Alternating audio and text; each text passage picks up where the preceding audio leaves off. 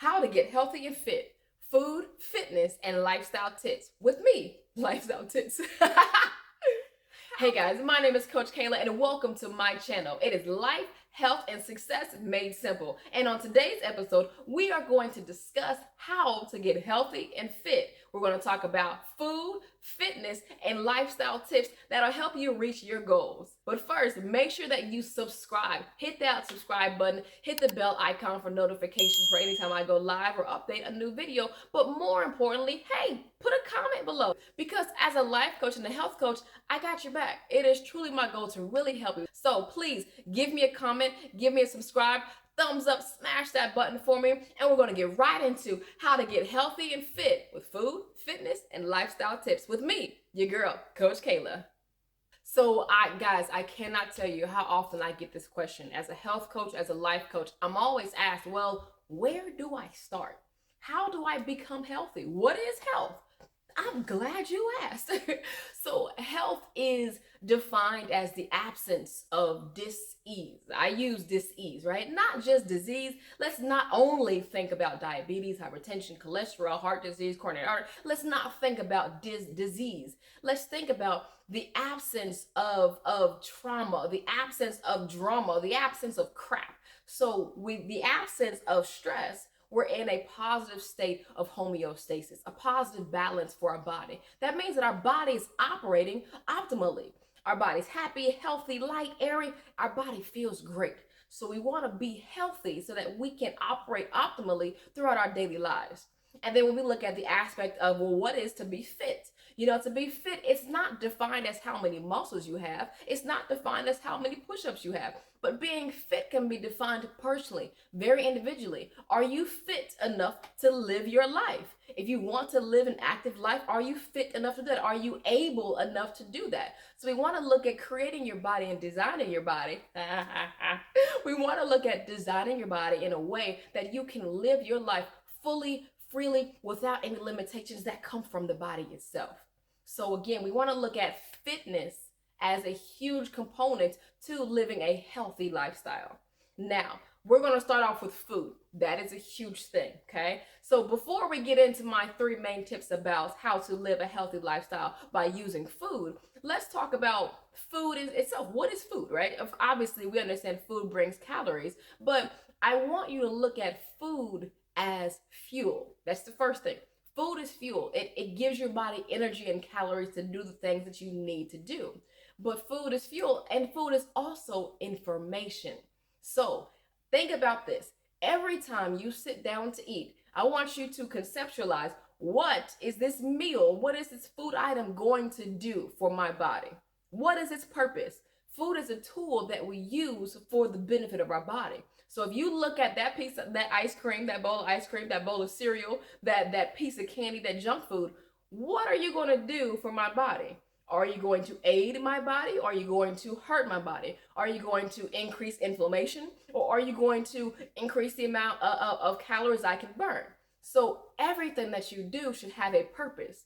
Food is a tool, food is information, and food is fuel. The first thing is to plan smart. So obviously, you know, I'm a life coach, I'm a health coach, I do meal plans, meal coaching. So you want to plan your meals. Holler at me if you need a little bit of help. I can help you there in that area. But you want to plan your meals. You want to sit down and organize your day, organize your week. Some people can do so much cooking where they cook breakfast, they cook lunch, they cook dinner. And if that works, do your thing, bro, man, girl, lady, do your thing, right? And others, we might need to incorporate a little bit of leftovers because we don't have the time to cook and to sit down 5-6 times a day. So plan your meals. A few ways you can do it. You can simply, and I'll stick with just general 3 meals a day. I won't go into OMAD, which is 1 meal a day. I won't go into 5 to 6 small meals a day, because the truth of the matter is both ends of the spectrum are healthy. It's about what's healthy for you. So you have to decide, can you go eating 1 large meal a day, or do you need some breaks in between? Is it 3 meals in the middle? Is it 6?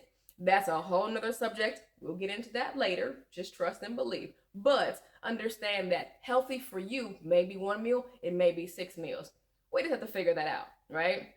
But when you sit to plan your meals, look at just the structure of it. Okay, how much time do you have to cook? How much time do you have to eat? So some meals may need to be fast, like smoothies or eggs, where other meals may need to be faster, like leftovers, right? The next thing is also eat your leftovers. Eat, don't be bougie, don't be unnecessary, right? We're on a budget. Eat your leftovers and cook enough ahead of time so that you do have enough to eat later. So the first thing is to plan smart with your food. Meal plan your leftovers, plan your structure in a way that's going to work for your body. I have some of my clients, they may do, let's say their leftovers from dinner goes right into their lunchbox, right? And others, they might have Monday and Tuesday be the exact same. So they're cooking one plan, like one 2-day plan at once. So it's all about what structure is going to work for you and for your body. Now, once we planned our meals, we go into the next part, which is to shop smart. All right, so we know we're not wasting money because we're consuming leftovers. And also, when we're shopping smart, we want to know that since we made our plan, I know what to get. Don't go shopping when you're hungry. You've heard that because you're going to go to the cookie aisle or the chip aisle or Slim Jims. And you're going to get something fast. We don't need that. We have a plan. Let's stick to it and let's work the plan. So don't go shopping on an empty stomach, right? Be satisfied when you're shopping and only get what's on the plan. I don't care how many times your kids are asking you, Mommy, Daddy, let's get this. You're an adult. Say no. If it's not on the plan, say no. It's okay. And sometimes you need to say no to that inner child inside yourself as well. So shop on plan. Also, don't stick to brand names. We need to get away from this brand name whoredom. Like who cares? Who cares? It doesn't matter. Now, as long as it's healthy, it's not full of preservatives, and it's not just crap off the street, then go for it. That's why farmers markets are great. Or that's why I love Aldi's. If you ever heard me before, I love Aldi's. That whole store is full of non-brand names that are the healthiest. Aldi's can rival Whole Foods in terms of their level of health. So again, brand names does not mean it's healthy. So let's shop smart. Let's shop wise. Don't stick to brand names. Don't shop on an empty stomach. Now, the third point on the food is to eat smart. We want to understand that, okay, our bodies only need so much.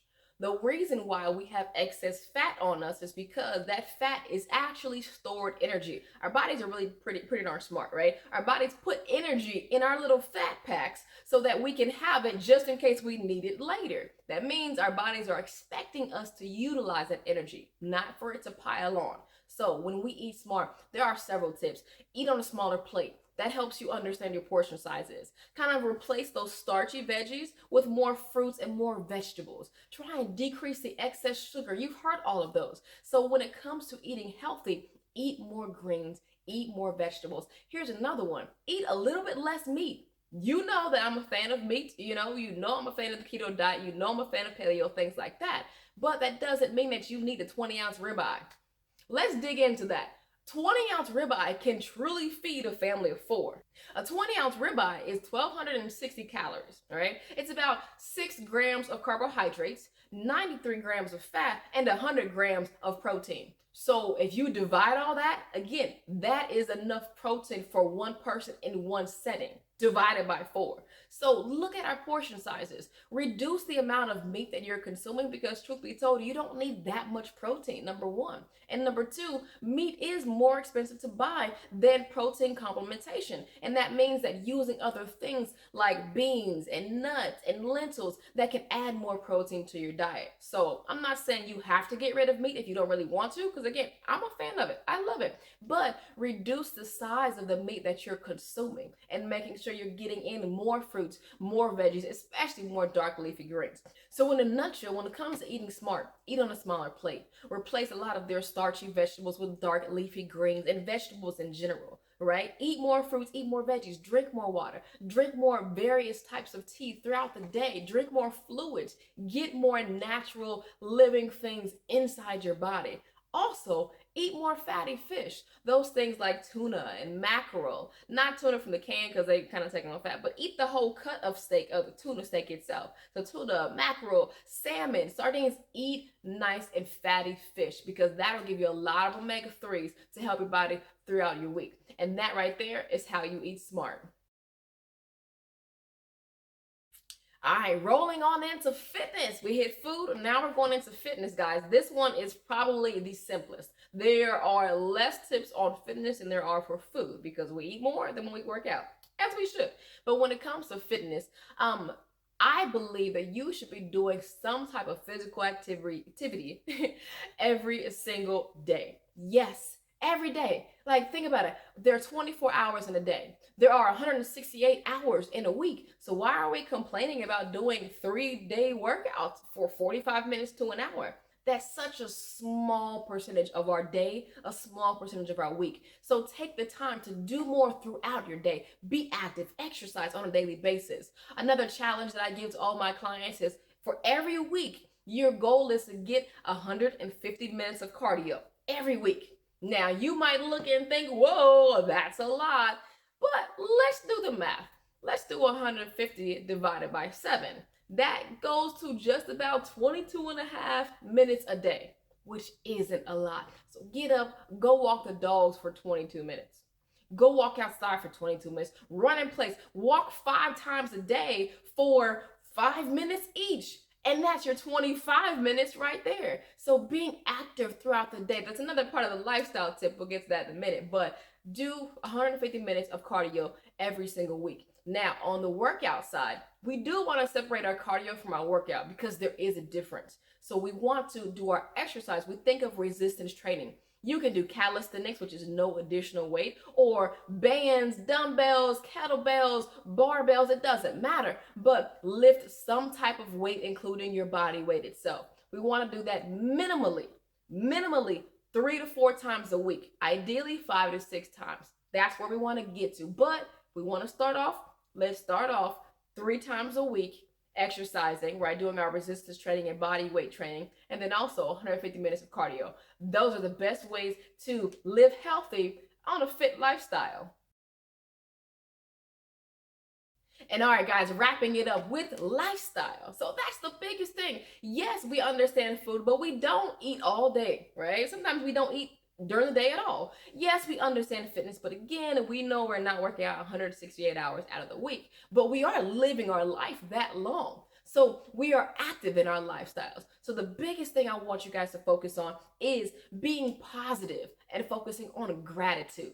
Because positivity and gratitude, what they do is they have scientifically proven that the way that we think, the way that we approach things changes the outcome, and it also changes inside of our body. So people that have a lot of negative focuses, have you ever wondered why they're so health stricken?